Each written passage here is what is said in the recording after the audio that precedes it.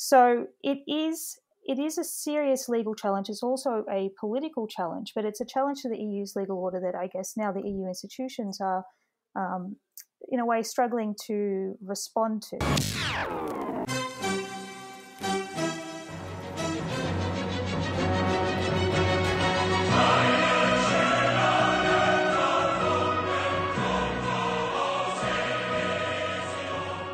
For judges of a nation are only the mouth that pronounces the words of a law, inanimate beings who can moderate neither the strength nor the severity of a law. When Montesquieu wrote these words in the spirit of the laws in 1748, he laid out the ideal framework for the interaction between lawmakers and judges. Montesquieu's ideal vision, however, contrasts with the messy reality of the judiciary, who have to deal with unclear laws or even contradictory laws, a tension enhanced by the emergence of a new legal order, the European Union. Since the 1960s, the primacy of EU law has emerged as a sine qua non condition for the good functioning of the EU. But over the past months, a series of political and judicial actors have challenged the notion head-on. The most visible broadside against the primacy of EU law came from Warsaw, with the Polish Constitutional Tribunal ruling in its K321 decision that 3 articles of the Treaty on the European Union were unconstitutional. In the French presidential election, the primacy of EU law has also been under heavy fire, including from former Brexit negotiator Michel Barnier, a sign that the discontent is even felt within more centrist circles.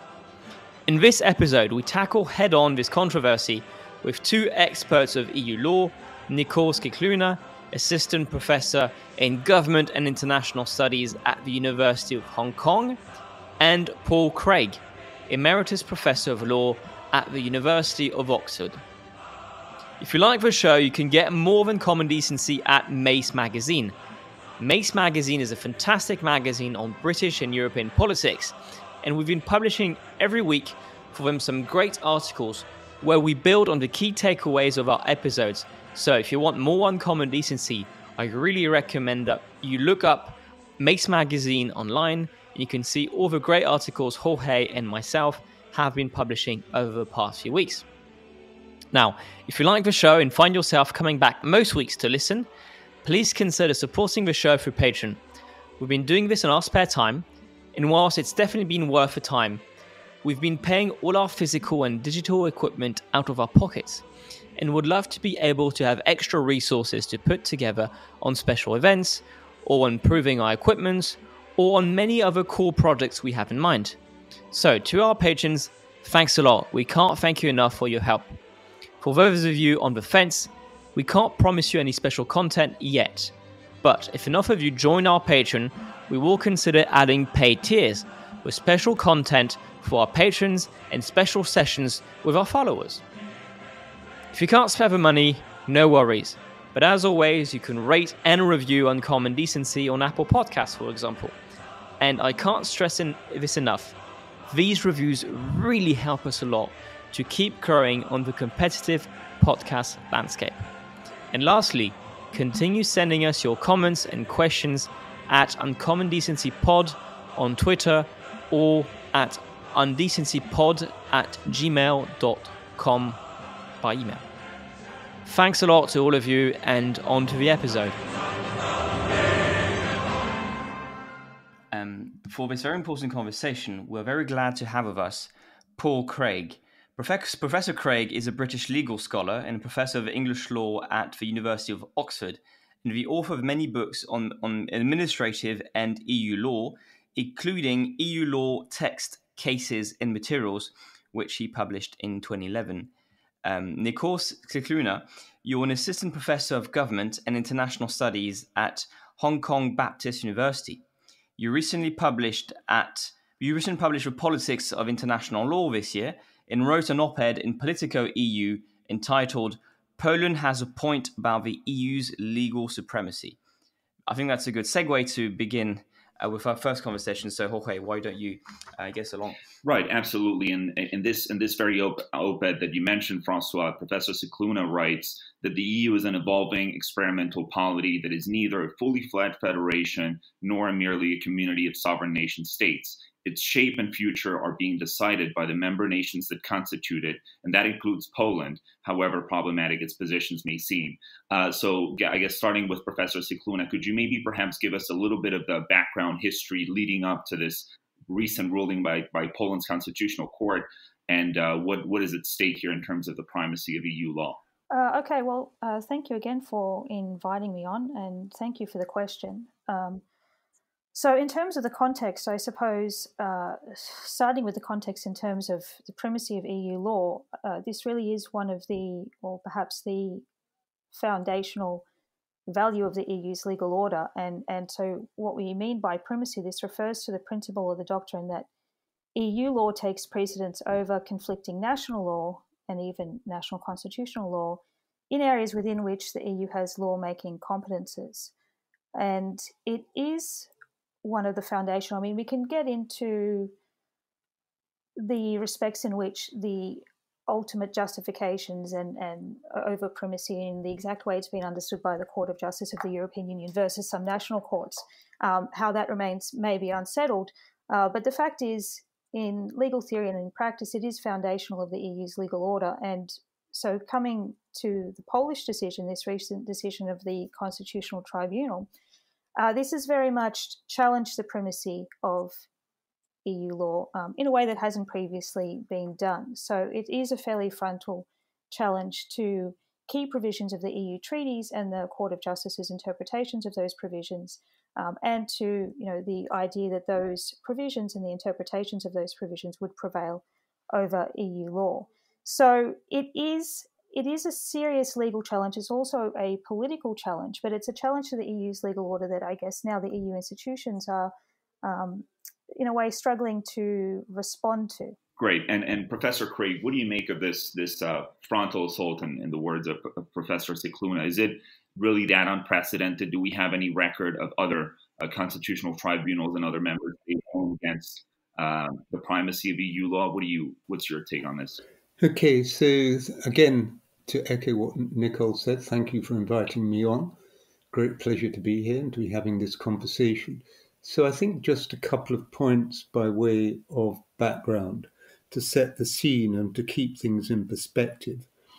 The first point is that no one, to my knowledge, seriously doubts that primacy is both or supremacy is both foundational within the EU legal order, and also that the EU simply could not exist if the default position were not that in the event of a clash between EU law and national statutory law, then EU law would prevail.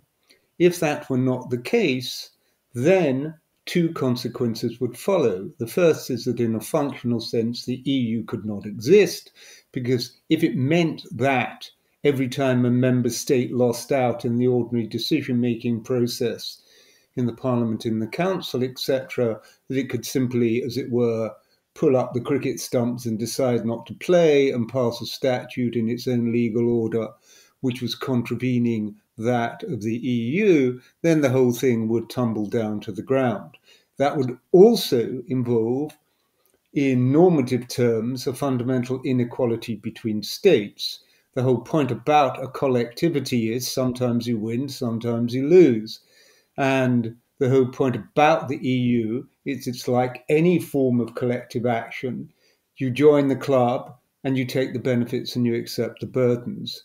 So I think in that foundational sense, I don't think anyone, to my knowledge, doubts that EU law is and should be supreme over national law. Where you get contestation is around the margins about whether and in what circumstances a clash between EU law and, for example, a national constitution might be resolved one way or another. But I do think it's really important to keep that in perspective. We have had, in the whole history of the EU, leaving aside the Polish case, about 4 instances over the entire history of the EU in which a national constitutional court has seriously questioned the primacy of EU law.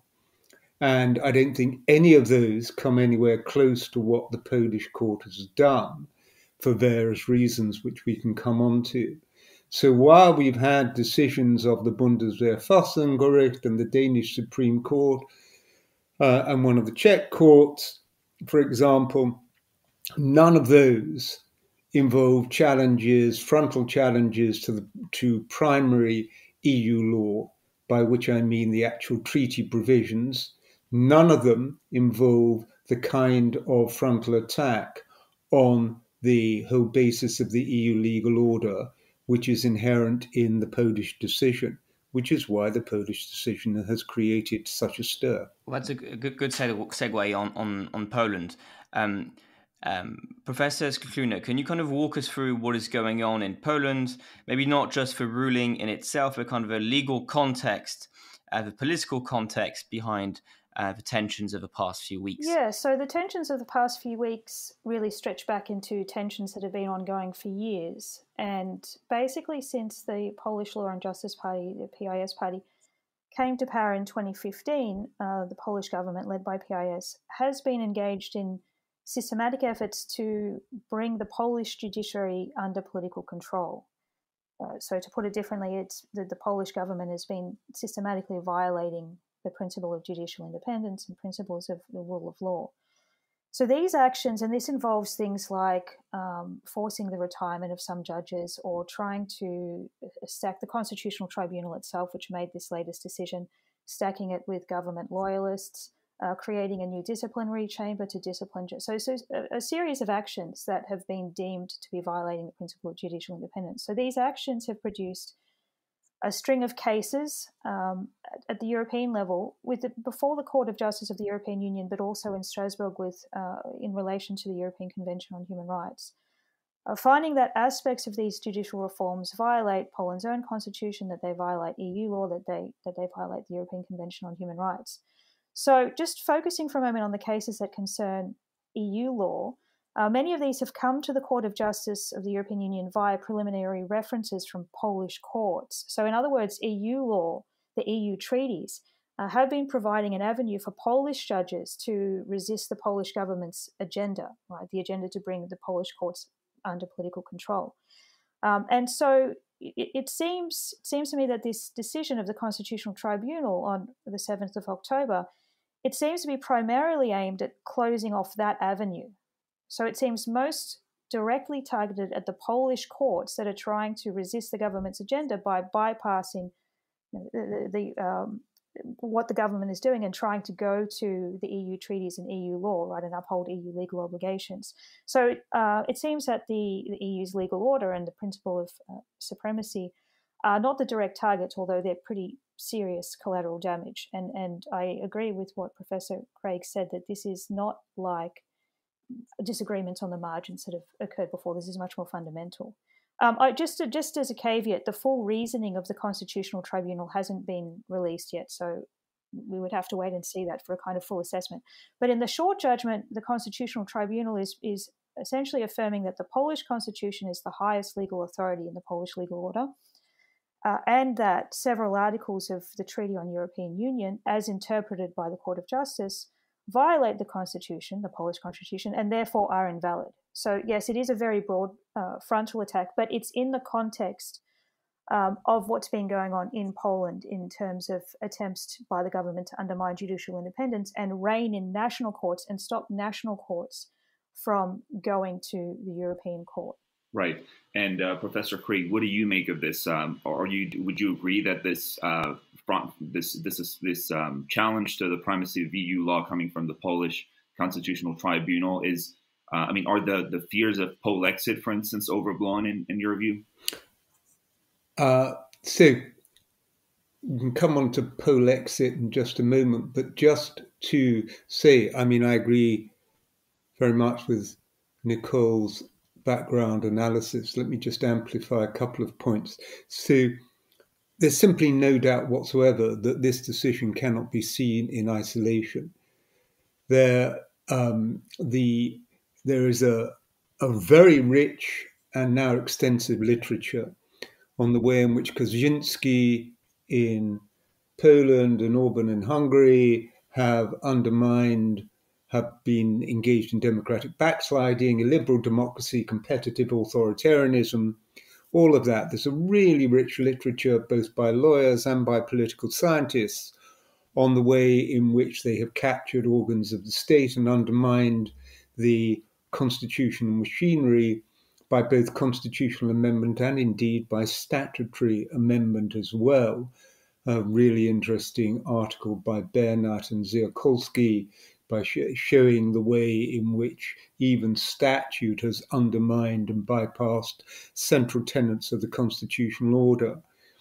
So I think it's really important just to keep this judgment in perspective. Not only is this judgment going a lot further than any judgment of the Bundesverfassungsgericht or the Danish Supreme Court or whatever, but we simply cannot ignore the fact that this judgment is given by a constitutional tribunal, which the very independence of which has been wholly undermined. It is very much now a handmaiden of the government, as attested to once again in a very extensive literature. And that is further attested to by the fact that 27 judges of the Constitutional Tribunal in Poland wrote a note protesting against the judgment, and that was followed up by a scholarly piece by Stanley Biernat and Eva Letowska, both judges from the Constitutional Tribunal of high renown prior to the takeover of the Constitutional Tribunal by Kaczynski.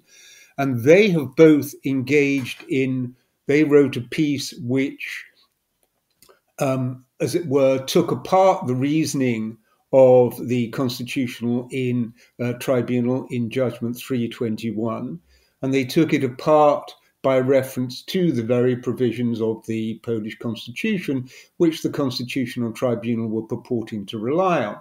And they also pointed out that the Constitutional Tribunal's reasoning did not sit at all with, and was not at all compatible with, previous seminal rulings of the Constitutional Tribunal about the relationship between EU law and Polish constitutional law, particularly the very first seminal ruling K 1804, in which the Constitutional Tribunal articulated clearly and elegantly the relationship between constitutional law in Poland and EU law.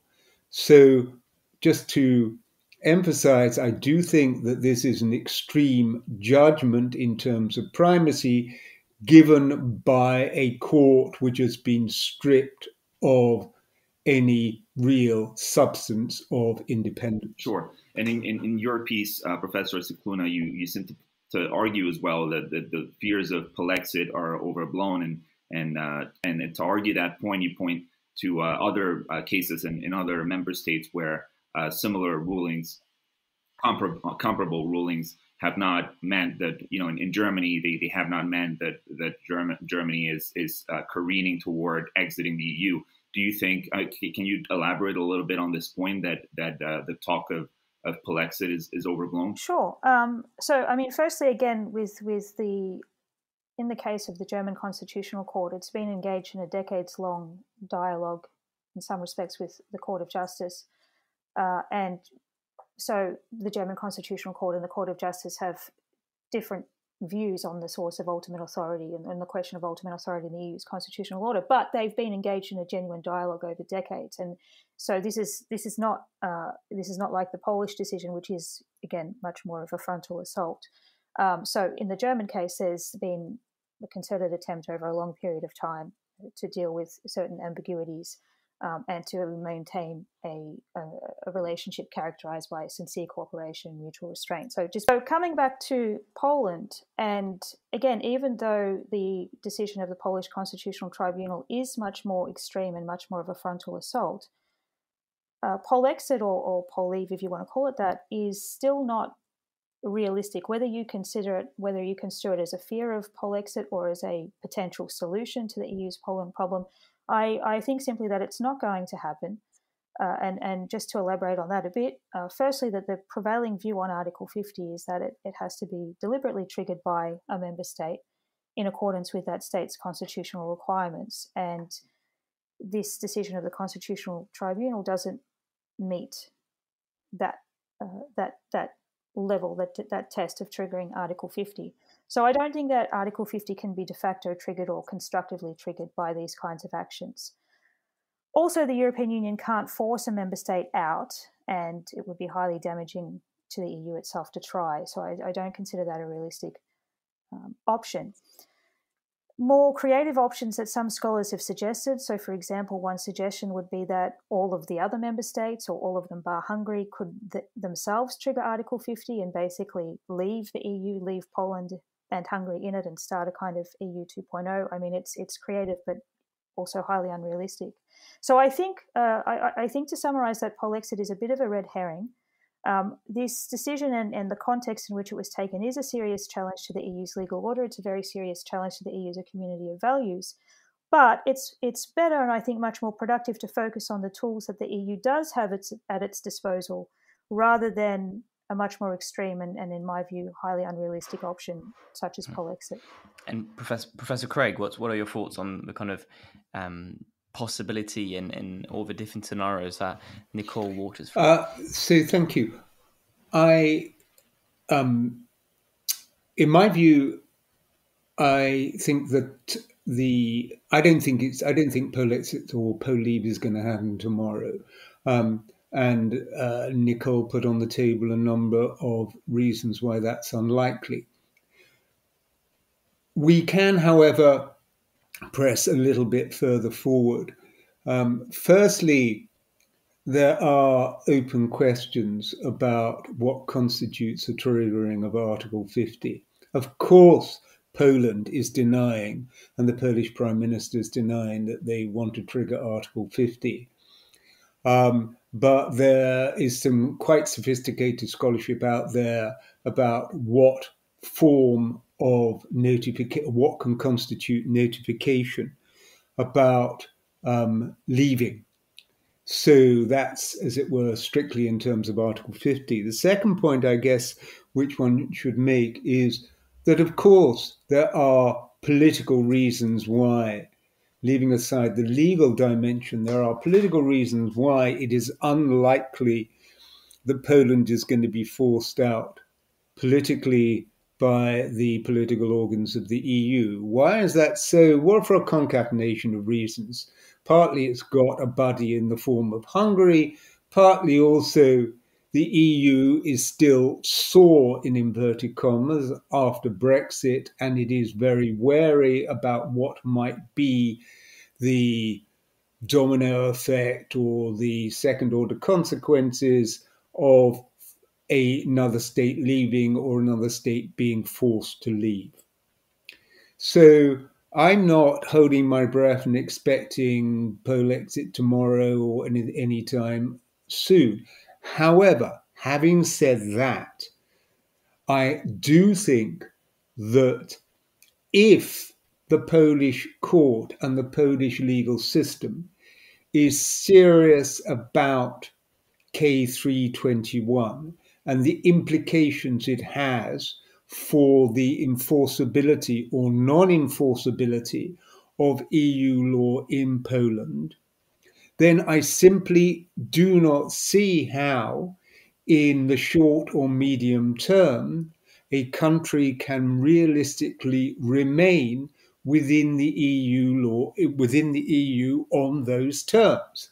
If a state is saying that it refuses to accept fundamental precepts of the rule of law and the independence of the judiciary, if a state is saying that it will not accept EU rules which are seeking to protect lower courts below the Constitutional Court, Constitutional Tribunal, and will not allow EU law to protect those judges in order that they can carry out their fundamental obligations under EU law, both to apply EU law in cases which come before them and also to send preliminary rulings to the EU. If that's what K321 really means, then you're having a state within the EU, which is not only an illiberal democracy with all the problems that that entails, but in purely legal terms, I simply do not see how it is compatible with the fundamental precepts of the EU treaty for a state to remain in the EU on those terms. And this is just in a completely different planet, ballpark, whatever you want to call it, from the judgment in Weiss or the judgment in Gauweiler, which involved a discrete part of secondary law, which was then resolved intrajudicially or interjudicially between the CJEU and the Bundesverfassungsgericht. So I don't think this problem is going to go away. But could we maybe have kind of a more general problem with the primacy of EU law beyond the kind of case of Poland? We talked about what happened with German Court of Karlsruhe.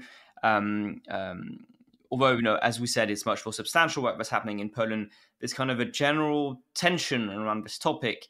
And as you said, the kind of the legal pyramid between the Constitution and EU law isn't always that clear. I was looking into the French Constitutional Court ruling a few weeks ago, in which they fleshed out the concept of aspects which would be a threat to the inherent constitutional identity of France.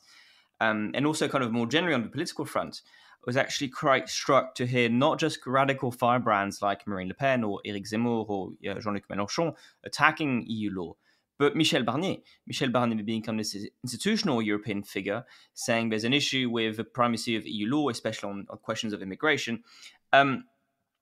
Do the Polish have a case? Is there a real debate on how EU law and constitutional law work together?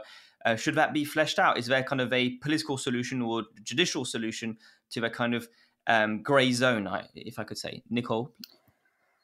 Yeah, so there are a lot of issues there to unpack. There has been an ongoing debate at the level of constitutional theory, and this is something that the theory of constitutional pluralism has tried to understand. That, I mean, if we come back to primacy and how it is established in the first place, so primacy was not written into the Treaty of Rome. So it was not explicitly written into the Treaty of Rome. It's not something that the founding member states of the European Economic Community specifically put into that treaty. It comes from the case law of the Court of Justice of the European Union. So the Court of Justice read primacy into the treaty for the reasons that Professor Craig already said, because without primacy, what was then the European Economic Community, I'll just say the European Union, it doesn't function. It doesn't function. And so from a legal point of view, the principle of primacy, it is what makes the European Union work. And it's one of the things that makes the EU, again, from a legal perspective, look like a federation, because this is the kind of arrangement you would have in a federal state, that there needs to be some kind of hierarchical principle for dealing with conflicts between the law of the federation and the law of the constituent parts of the federation. And if the federation is to function and work, then you would expect that the law of the federation takes precedence. So this is what the Court of Justice established through its own case law in the 1960s, the Costa case of 1964. And in practice, even though the member states themselves hadn't agreed to explicitly put it in the treaties, the member states and the national courts have accepted and affirmed and practiced the doctrine of EU primacy.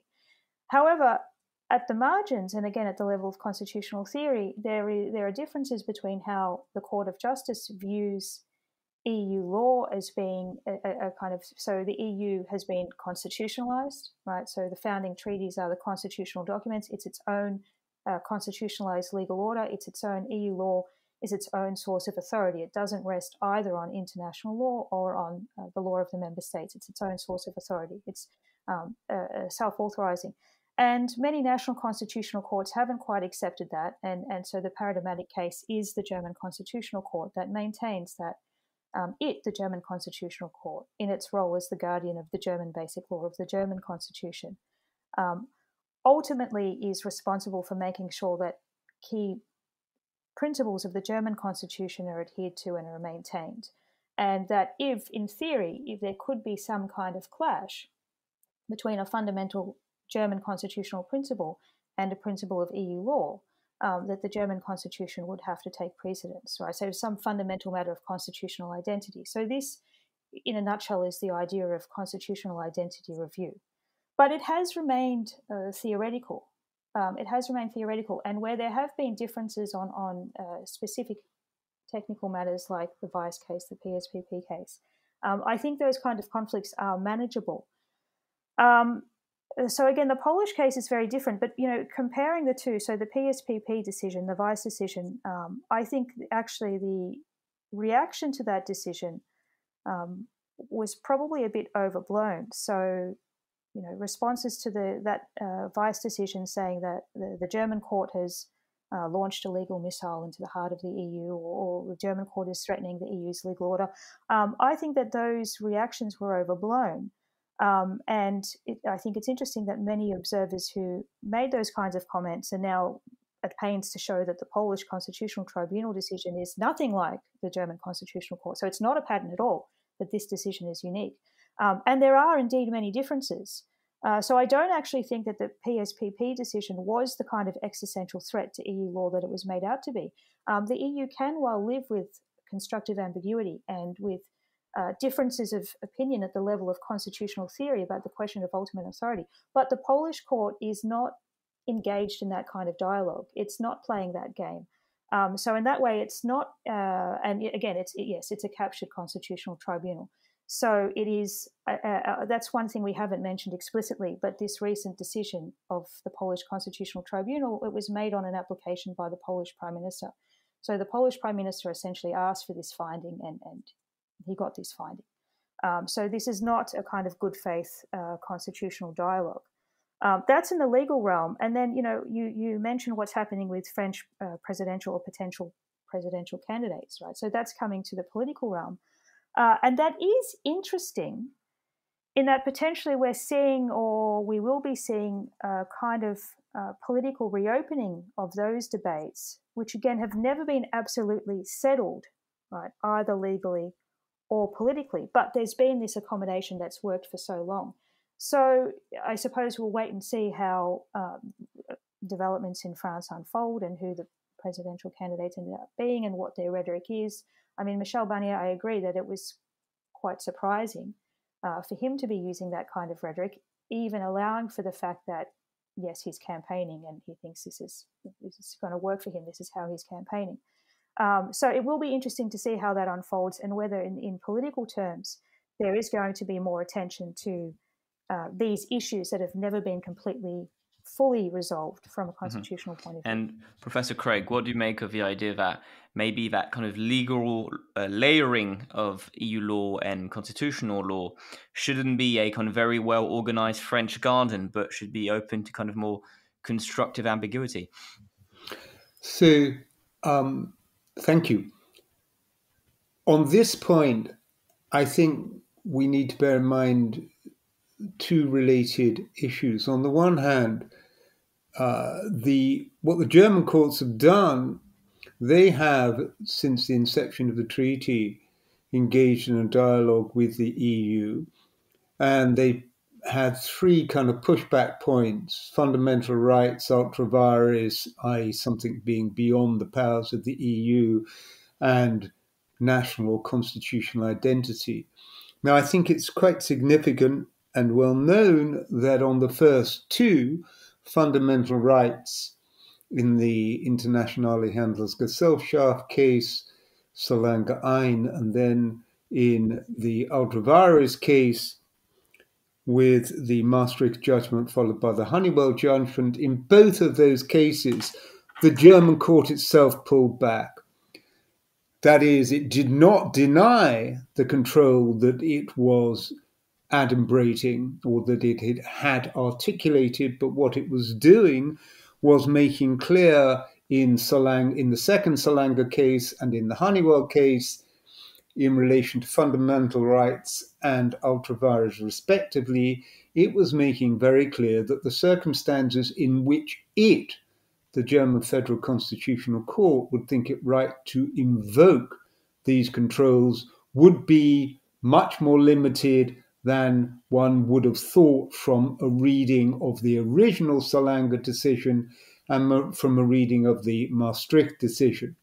So they make clear, for example, in Honeywell, yes, they'll maintain an ultra vires lock, an ultra vires control, and they'll be the ultimate determinor, but they make very clear that they're not going to push this nuclear strike button unless, on the one hand, the action, the in inverted commas ultra vires action by the EU is manifest, extreme, obvious, egregious, and on the other hand, that it relates to a central feature of the European legal and constitutional order.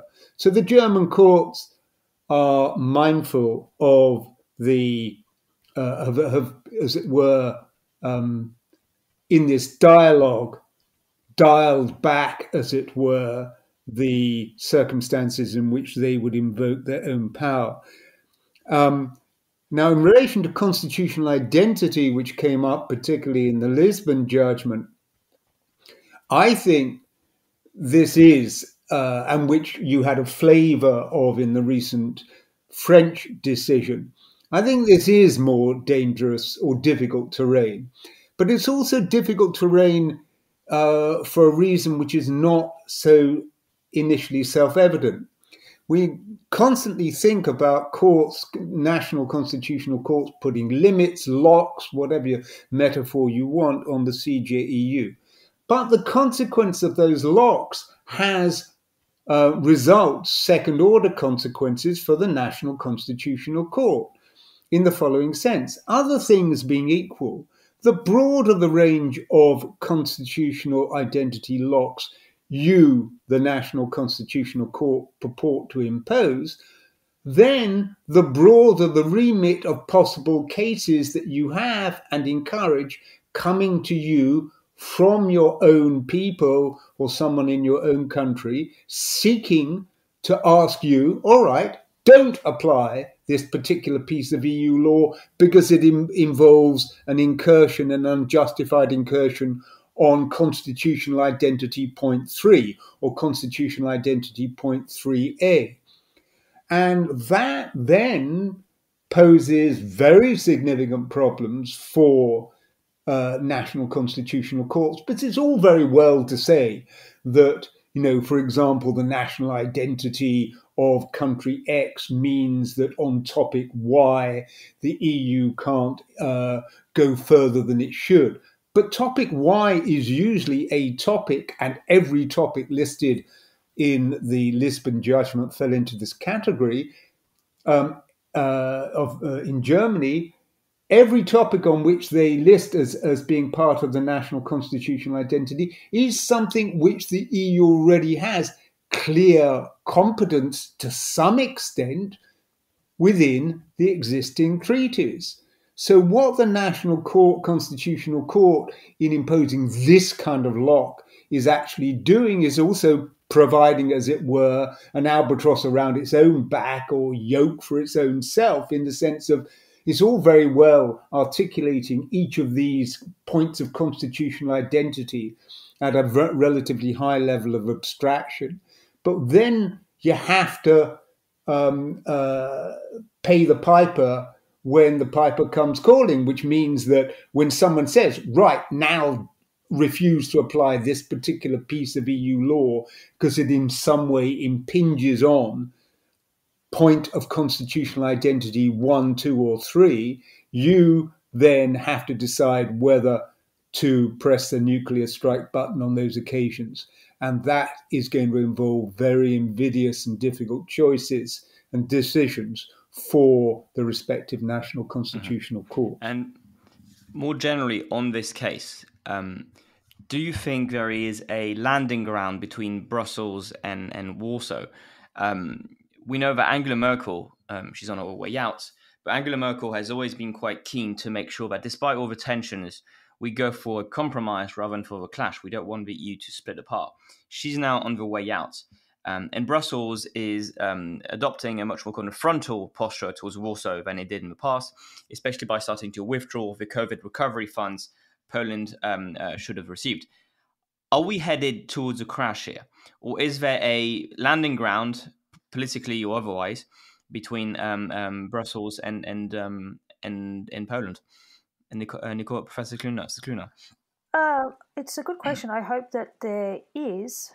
I think ultimately this is a political challenge more so than it is a legal challenge, so it's obviously both. In terms of how the EU, how Brussels should respond, I do think that a strong reaction, a strong response is necessary. So I do think that the EU should put financial pressure on Warsaw, and it should use legal instruments that are available to it to do so, but that shouldn't preclude the search also for some kind of political solution. I mean, in terms of finding a landing ground, of course, the EU won't, can't, shouldn't compromise on what are its fundamental values. So there's no way for the EU to compromise on the rule of law and judicial independence. At the same time, of course, the EU doesn't micromanage judicial reforms, and it doesn't micromanage matters to do with justice systems of the member states. So the Polish government, and hopefully, somewhat persuaded by financial pressure, may be induced to make the concessions that it needs to make.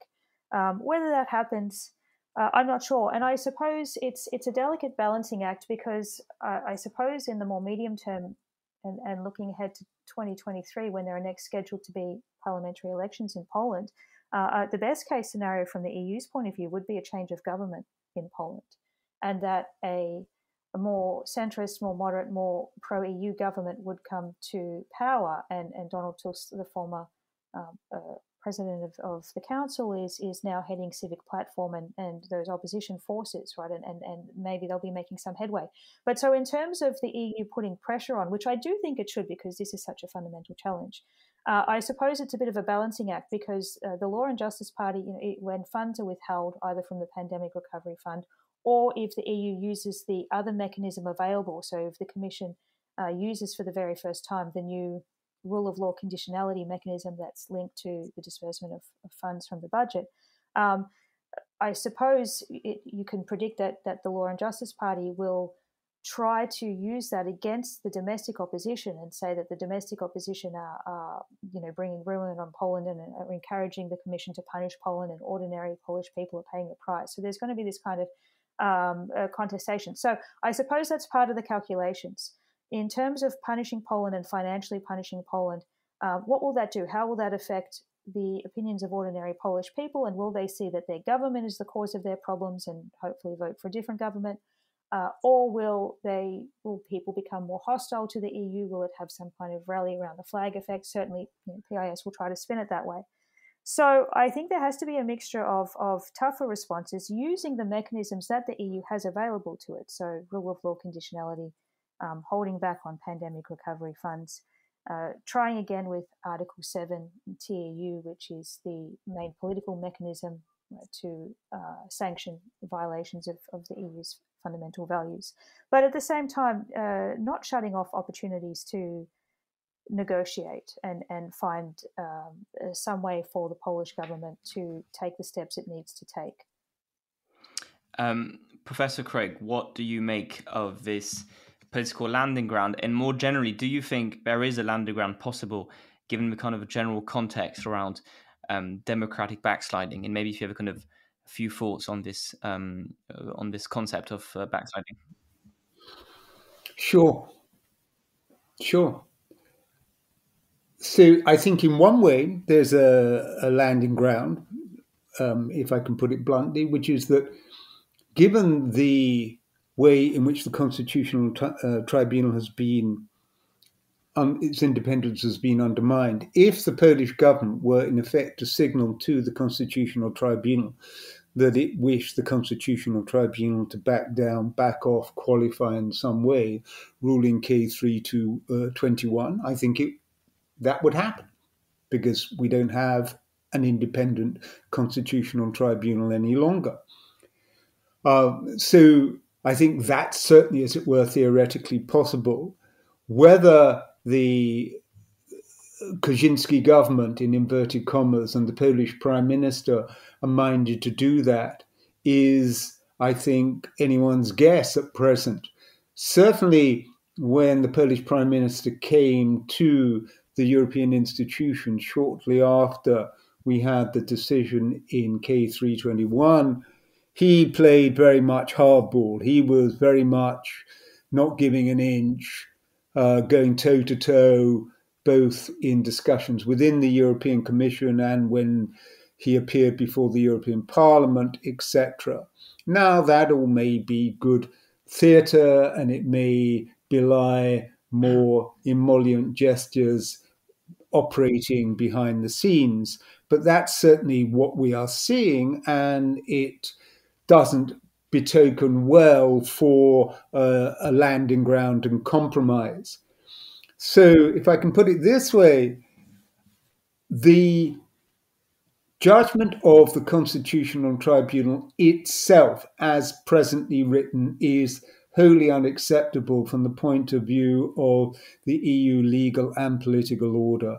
And the implications of that judgment for the enforceability of EU law within Poland are just quite unacceptable. So unless something shifts in that respect, whether at the behest of the Polish government or in some other way, then I don't see any obvious landing ground. I agree with Nicole that I think that the EU should take tough measures in this respect, and it should explore the possibility of using the conditionality regulation and withholding financial payments from the Polish government and from Poland more generally. My own view is that the conditions in the conditionality regulation to justify rule of law conditionality are met in this instance. That will depend to some extent, that's my own view, that would depend to some extent on the ruling of the CJEU when it's going to be considering the issue of the degree of causality that must exist between a rule of law infirmity on the one hand and financial payments on the other. But subject to that ruling, it does seem to me that that the circumstances which exist in Poland for invocation of the conditionality regulation are there. And look, the money, it's a very significant sum of money, and it's going to hit Poland hard. As Nicole said, what the reaction from the Polish people is in those circumstances is difficult to assess. It could go either way. They could, on the one hand, say, look, this is all the EU's fault and it's not fair, etc., and become more anti-EU. It could push the other way against their government. Final word on this. Let us not forget a very central and simple and foundational point. Insofar as there is a rule of law problem here, this rule of law problem is not the EU's rule of law problem. Okay? Insofar as there's a problem about an illiberal regime, this is not the creation of the EU. There's a whole raft of literature out there exploring in very sophisticated ways what the EU has done, what it can do to combat rule of law problems. It's a really sophisticated literature with many great contributions. At the same time, we should not forget that the root problem is not caused by the EU, and to some extent the EU is caught between a rock and a hard place. It is not a state, it does not have plenary authority, so it is having to try and do the best that it can with the tools at its disposal to combat a problem which is not of its own creation. And I think that's a political dilemma. Thanks a lot, Professor Craig. Thanks a lot, Professor Scicluna, which was a dense conversation because it's one about law and it can get quite tricky. But I thought we did a fantastic job of kind of going from the groundwork up. And thank you so much to both of you. And I hope all our listeners will be back next week. Thank you so much. Well, first of all, I want to thank all of you who are still with us because it was a dense topic, a complicated topic. But I thought we really wanted to do this for a long time because it's such an essential topic and one that kind of covers a lot of the issues we've been talking about. We've been talking about French presidential election. We've been talking about immigration and all of these issues. The question of the primacy of EU law is quite central. I remember when we made our episode on the immigration crisis in Spain, Morocco last year, I was saying that to a large extent, the political realm has been a little shackled by the judiciary, and the people who believe that immigration is simply a question of having politicians do what they say, they're kind of missing the point. A lot of immigration isn't the consequence of discretionary measures.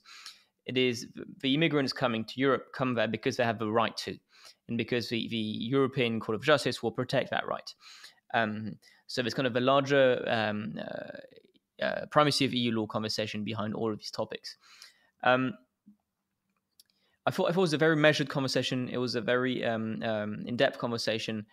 It's actually quite interesting because I've been meeting a few diplomats over the past few weeks for personal and professional reasons, and a lot of them will tell me off the record.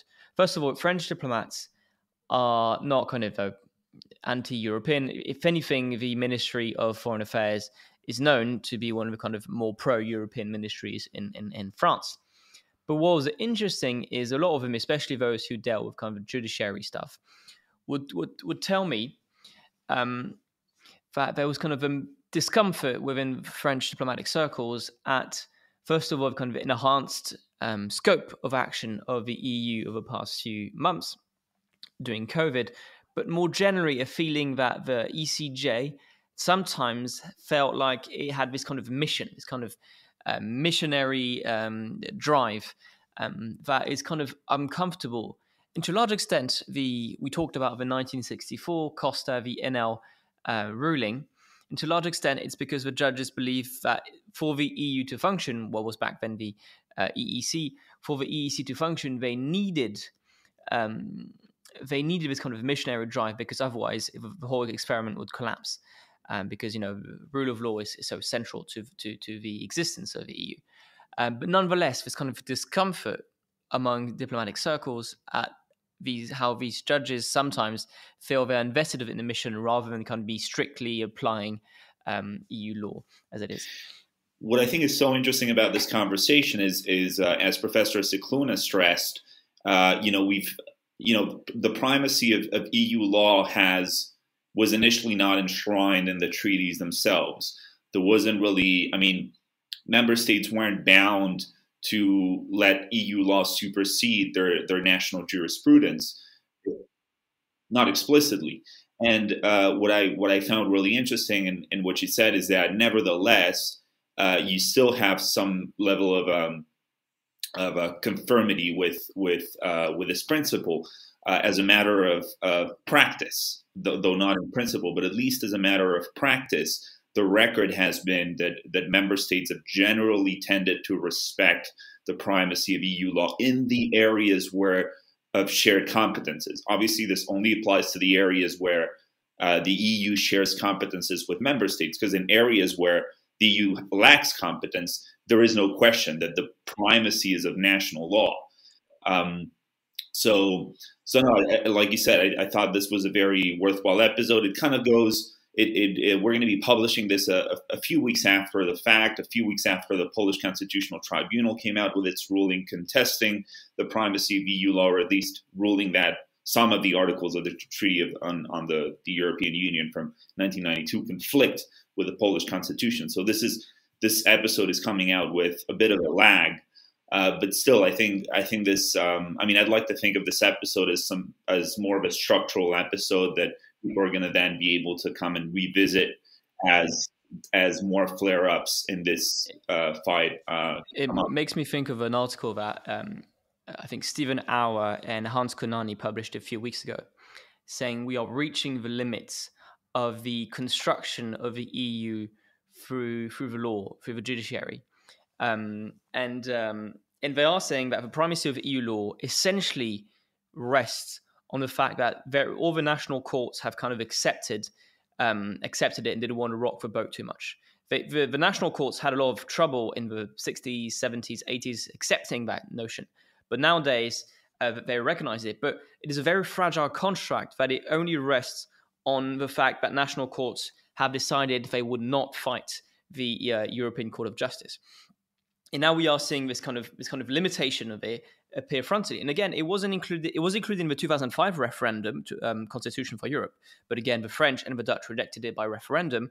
And it wasn't included in the 2008 Lisbon Treaty, which took a lot of the aspects of that 2005 Constitution, but crucially did not take the primacy of EU law.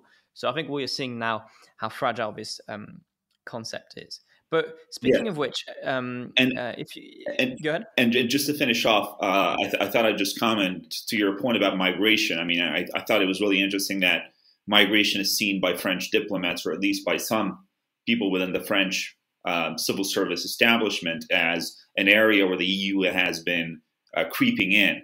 But what I think is important there to stress is that what I think the diplomats you spoke to were referring to is the European Convention on Human Rights and the European Court of Human Rights, which is in Strasbourg. I think, which is part, obviously, of the legal structure. It's part of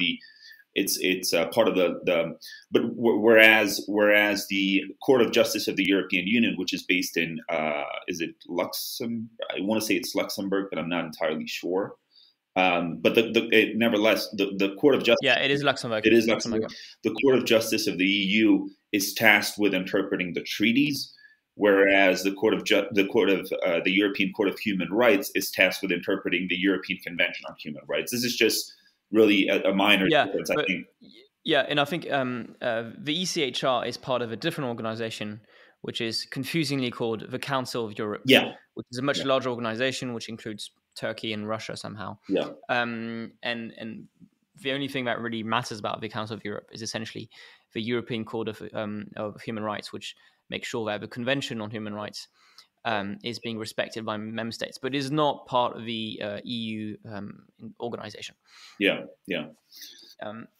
And I also want to make sure to our listeners that if you want more of Uncommon Decency, we've been running a series of articles in Mace Magazine, which essentially build up on our latest episodes. It's not a transcript or kind of a summary, as much as we are kind of building on some of the threads of a podcast and putting it together in kind of a article / op-ed at times. So look up the Mace Magazine website, and you'll see plenty of our featured articles over the past few weeks, and there'll be plenty more in the weeks to come. We also want to take this time to talk about something quite tragic that happened the past week. Jorge, do you want to lead us on that? Sure. I think our listeners may remember we in episode 8 of the podcast, we hosted an academic and a former MEP by the name of Georgi Schöpflin, who tragically passed away last week.